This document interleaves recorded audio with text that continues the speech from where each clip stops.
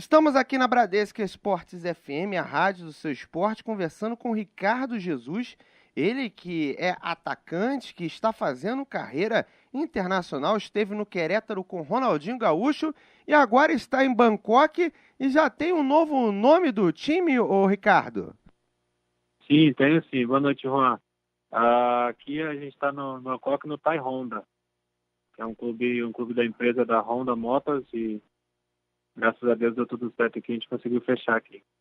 Agora, o que você encontrou ao chegar aí, né, na equipe do Thai Honda, que foi a equipe que o próprio Rian Marques, ele que é seu empresário, que ele jogou, né? Inclusive foi ídolo.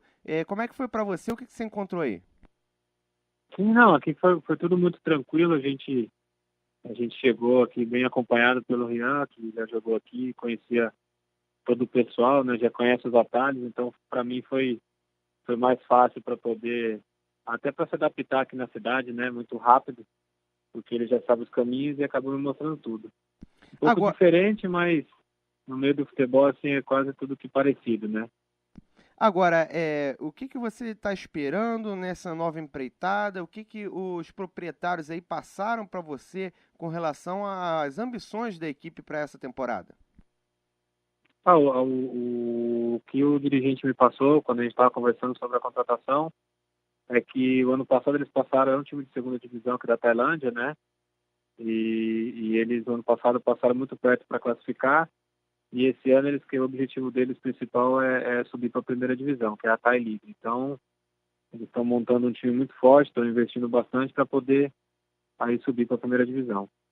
Agora, jogar a segunda divisão, né? Talvez você esteja esperando um futebol melhor ou mais ou menos parecido com o que você já jogou no futebol internacional. Você jogou no México, o que que você está esperando com relação ao nível, né? Já que é a segunda divisão, não é a primeira, né? Não, eu joguei no México, joguei na Rússia também, né? Joguei na Grécia e são ligas muito fortes, né? Acho que a Tailândia está crescendo bastante, a gente está vendo que tem bastante brasileiros vindo para a Ásia, porque é um futebol que está crescendo, a China, né? O Japão já era, sempre foi forte, né? E a Tailândia eu acredito que está crescendo bastante. Então eu acredito que o nível de futebol também está subindo, né? Tem muitos japoneses que estão vindo para cá, né? Alguns brasileiros, então conforme eles vão contratando também alguns estrangeiros, né? Vai melhorando o nível da liga. Agora, Ricardo Jesus, talvez a passagem mais emblemática que você teve foi pelo Querétaro, né? Onde você jogou simplesmente com Ronaldinho Gaúcho. Como é que foi essa experiência? Como é que era estar do lado, talvez, de um grande ídolo, né? Mundial. Não sei se pessoalmente era seu ídolo também. Ah, com certeza. Não, foi muito bom. Quando a gente foi para o Querétaro, era um time mediano, né, no México, um time que sempre ali estava brigando para não cair, né, e a gente conseguiu dar uma levantada. E quando veio o Ronaldinho, com certeza a chegada dele, a presença dele no clube, transformou o Querétaro num grande clube do México, né? E para a gente foi uma honra, né, estar perto dele ali, um jogador que a gente conhece só pela televisão, né, e ídolo de todos os brasileiros, de todo mundo. Foi muito gratificante estar ali do lado dele, poder treinar com ele, conversar, trocar ideia, jogar. Para a carreira e também para o emocional da gente é muito bom. Agora, como é que era a convivência? Ele era estrela, não era estrela? Como é que vocês lidavam com as situações dentro de campo? Era fácil de lidar com o Ronaldinho Gaúcho, ô Ricardo? Sim, fácil. Ele é muito tranquilo na dele, é um cara bem discreto assim no vestiário, até no treinamento. Ele gosta de brincar, de dar risada, como a gente já conhece, ele é um cara totalmente extrovertido, mas ele é um cara bem sério também. A maioria da parte assim, ele é bem discreto, bem tranquilo. Então não teve dificuldade nenhuma em estar com ele, em trabalhar com ele e jogar com ele. Agora, conta pra gente como é que foi o momento que vocês viveram, né, da equipe do Querétaro ter subido de patamar, né? Chegou o Ronaldinho, mudou tudo, os holofotes viraram pra lá e as questões mudaram todas. Como é que foi esse tipo de experiência, né? Uma equipe mudar de patamar e você tá no meio dela? Primeiro que a gente, assim, ninguém acreditou, né? Meio que, principalmente os mexicanos, ficaram assim meio, pô, tanto clube, né, para o Ronaldinho jogar, ele vai querer vir jogar no Querétaro, né, no México, um clube que até então era desconhecido pela maior parte do mundo, né? E então no começo teve esse choque, mas quando ele chegou, né, o pessoal recebeu ele muito bem, ele também foi muito tranquilo na chegada, né, não teve esse negócio você falou, de superstar, de achar estrela, então ajudou bastante, né, eu acho que em menos de 2 semanas os mexicanos já se acostumaram com essa ideia de ter ele no elenco, muitas coisas se privaram, né, aeroporto, essas coisas eram um pouco mais restrito, né, então, mas foi muito fácil, eles se adaptaram rápido e não foi difícil essa mudança. Agora, como é que foi para você, pessoalmente, essa convivência? Tem alguma história interessante do Ronaldinho Gaúcho? Talvez de brincadeira no treino, de caneta? Conta como é que foi esse tipo de situação. Você é ali do lado, alguma história interessante dele? Cara, a gente, na verdade, ele estava trabalhando bastante, né? Porque ainda mesmo sendo o Ronaldinho, ainda tinha muita desconfiança, né? O futebol mexicano é um futebol muito difícil, apesar de parecer fácil, é um futebol muito difícil. Mas assim, não tem nenhuma história assim que aconteceu assim Claro que todas são significativas, né? Só de estar do lado, um passe, um gol, uma tabela, tudo significa pra gente. Mas assim, alguma história engraçada, alguma outra história assim mais emblemática não teve. Agora, conta pra gente como é que você chegou no futebol internacional, né? Você jogou no México essa experiência no Querétaro, mas como você mesmo falou, já tinha tido uma passagem pra Rússia. Conta pra gente aí como é que foi essa decisão de sair do país pra tentar uma sorte. Na verdade, foi muito cedo. Eu estava no Internacional e logo depois do Mundial, né? Eu vi que eu não ia ter muitas oportunidades na equipe principal. E aí me apareceu a oportunidade de ir para a Rússia. Eu não conhecia muito, nem o time que eu fui eu não conhecia direito, mas quando a gente é solteiro, é sozinho, a gente acaba encarando mais desafios, né? E eu acabei indo, graças a Deus deu certo. Né? Eu joguei um ano no Spartak Náutica, que é um time pequeno da Rússia, e logo depois consegui ir para o CSKA, que é um clube muito grande lá da Rússia. E graças a Deus por essa saída consegui conhecer minha esposa, né? E hoje a gente está casado, tem filho e tudo. E daí eu fui para a Grécia, né? Fiquei 6 meses na Grécia. Eu voltei para o Brasil, para Ponte Preta, que eu acho que foi a melhor decisão da minha vida, que acho que foi o melhor ano que eu tive no Brasil, foi na Ponte Preta. E aí logo dei uma girada aí para fora, pelo Brasil e consegui essa janela para ir para o México, né? Que foi muito bom também. Minha família adorou, minha filha foi alfabetizada em espanhol, então ela adora aquele país. E foi muito bom pra gente. E agora a gente acabou voltando pro Brasil e agora apareceu essa oportunidade de novo da Tailândia, né? Uma experiência nova, um país completamente diferente dos que a gente já visitou, mas a gente está aí sempre aberto a desafios, né? Agora, como é que é esse tipo de coisa na vida de um jogador, né? Você acaba não parando quieto, né? Em cada vez um país diferente. Como é que é para lidar com esse tipo de situação? Fica meio perdido no início? Conta pra gente. É o que a gente escolheu fazer, né? A profissão que a gente adora, que a gente sabe que é idolatrada por muita gente no mundo, né? E eu sempre pergunto à minha esposa, a gente conversando, eu falo, tem muita gente que queria estar no nosso lugar, né? E poder estar viajando e conhecendo lugares, e a gente acaba saindo a trabalho, mas a gente também aproveita, né? Porque de repente em outra profissão a gente não ia ter essa oportunidade de estar conhecendo outros países. E como você falou, no começo a gente fica um pouco perdido, mas logo a gente se adapta, como a gente já passou por vários países, né? Várias cidades diferentes, a gente acaba se adaptando rápido. E acredito que aqui, se Deus quiser, não vai ser diferente. Agora, eu queria que você falasse pra gente, né? Você passou pelo futebol russo, pela equipe do CSKA e também pela Grécia e pelo México. Quais foram as principais diferenças de um lugar para o outro, né? Agora você está na Tailândia, mas não jogou ainda praticamente, só está treinando na equipe.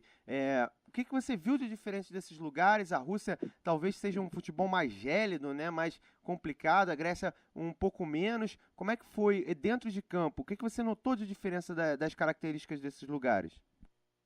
Cara, a Rússia, desde quando eu cheguei lá, eu notei que eu joguei lá 3 anos e meio, é um futebol muito forte, assim, fisicamente, né?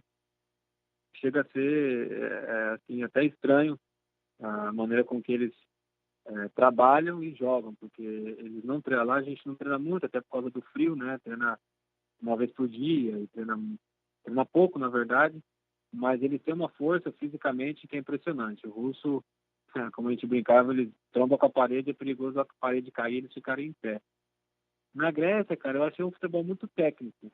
No meu ponto de vista, é um futebol muito técnico. Acho que eles sempre têm mostrado aí nas Eurocopas aí que eles sempre chegam muito forte. É um futebol bem técnico, eles também têm força física.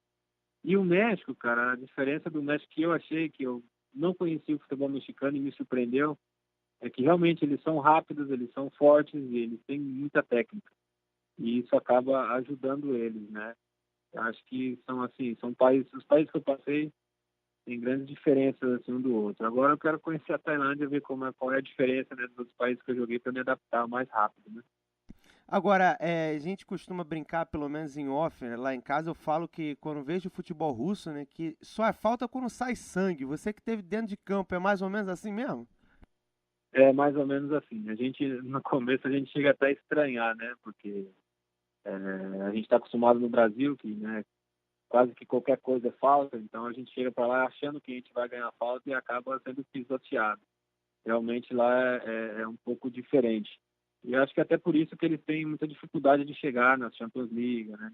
Nesses outros campeonatos, porque eles têm essa característica de chegar mais forte e acaba fazendo muita falta, tendo expulsões, pênaltis, né? E acabam perdendo os jogos. Eu acho que a equipe que está se dando melhor agora é o Zenit, né? Que é de São Petersburgo, que eu acho que tem bastante estrangeiro, então eles estão meio que mudando isso um pouco. Agora, Ricardo, o CSK foi o maior clube por onde você passou? Como é que foi essa experiência em específico, né? Você estava numa equipe menor, teve uma oportunidade no CSKA, que é uma equipe que na Europa toda se conhece. Como é que foi na época e por que você acabou não continuando lá? Quando eu fui, na época que eu fui para o CSKA, né? Também tive o prazer de jogar com o Wagner Love, com o Jô, com o Daniel Carvalho, com o Dudu Cearense, eram os jogadores que estavam lá na época, né? Estava recheado de brasileiros. Eu tive muita sorte, cara, porque trabalhava no CSKA o Paulo Paixão, preparador físico da seleção, que tinha trabalhado comigo lá no Internacional. Ele já me conhecia e o treinador me queria muito que eu fosse para lá.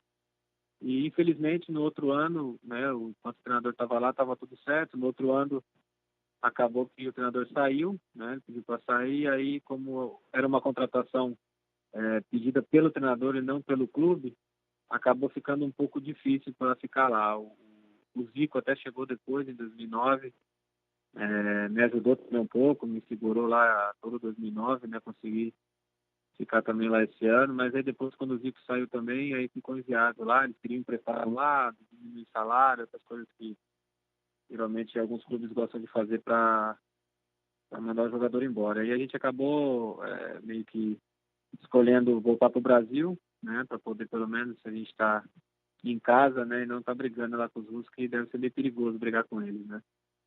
É complicado, né? Ter russo pela frente não é nada fácil. Agora, Ricardo, gostaria que você falasse um pouquinho sobre as suas características. A gente esteve acompanhando um pouco aqui do seu futebol no Brasil, né? Esse é o cara de área, né? Aquele cara para fazer a última bola chegar no gol, né, o Ricardo? Isso. Eu até meus 17 anos, quando eu fui para o Internacional, eu era meio campo, né, então chegando lá pela minha estatura e pela técnica que eu tinha, que eu tenho, né, graças a Deus, eles me mudaram de posição, na verdade, me ensinaram a jogar de centroavante, né. Tem um treinador que está no Ceará agora, que é o Lisca, que foi que me provou no Internacional, né, ele que viu essas características aí que eu poderia fazer de centroavante, acabou me ensinando a jogar e eu aprendi a fazer gols, né, como centroavante. E como é que funciona esse tipo de situação, né? Ser ensinado a uma posição nova para o atleta é difícil assimilar, não é? E eu queria já emendar uma última pergunta.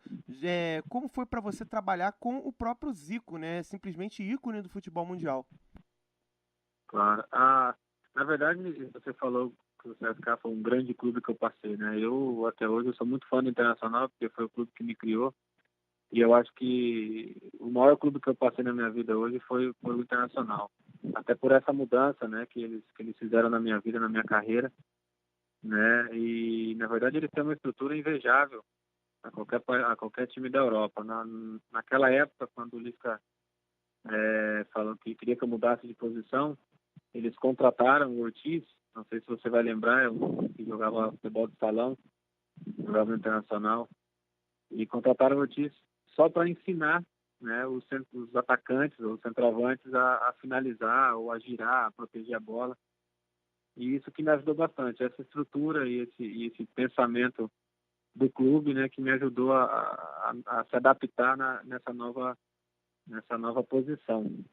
E em relação ao Zico, cara, pô, ele é um cara assim que não tem muito o que falar dele, porque ele é 100%. Meu pai é fã dele, né? Desde criança eu escuto meu pai falar dele e contar as histórias que assistiu os gols dele, de falta e tudo. E quando você se depara com a pessoa, você vê a simplicidade dele, a honestidade que ele conversa com você. E isso acaba te conquistando também. Eu não vi o Zico jogar, né? Mas sempre escutei as histórias do meu pai. E lá, cara, a gente tentava se ajudar, né? Sendo um brasileiro fora do país, coisa que geralmente é difícil de acontecer, de se ajudar aqui fora, mas o Zico foi uma pessoa que me ajudou bastante. Eu acabei virando mais fã dele ainda. Tem um DVD em casa que ele me deu, que era dos gols dele, da trajetória dele, que está guardado com muito carinho e é uma das pessoas que eu guardo com muito carinho também por ter me ajudado lá fora.